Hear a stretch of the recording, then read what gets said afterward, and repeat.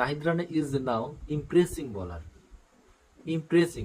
আপনারা দেখবেন যে যারা অনেক স্পিডে বল করতে পারে এদের কিছু বায়োনিক কিছু জিনিস থাকে, বায়োনিক্যাল জিনিসের কারণে কিন্তু তার ন্যাচারাল কিছু বৈশিষ্ট্য থাকে, এর কারণে কিন্তু তারা অনেক দ্রুত বল করতে পারে, অনেক দ্রুত ব্যাটসম্যান অনেক স্পিডে বল করতে পারে। এর ভিতরে নাহিদ রানা বাংলাদেশে এ পর্যন্ত যে কজন পেস বোলার এসেছেন এর ভিতরে নাহিদ রানার স্পিডটা হচ্ছে সর্বোচ্চ।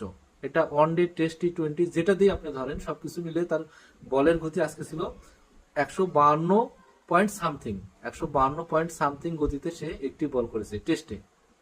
এই ধরনের বল করলে বলাররা, যদি বলের সুইং না থাকে, যদি বলের ইনসুইং আউটসুইং, ইনসুইং বলেন আউটসুইং বলেন, এই ধরনের জিনিস যদি বলারের নাও থাকে, শুধুমাত্র স্পিডের কারণেও ব্যাটসম্যানকে কাবু করা যায়।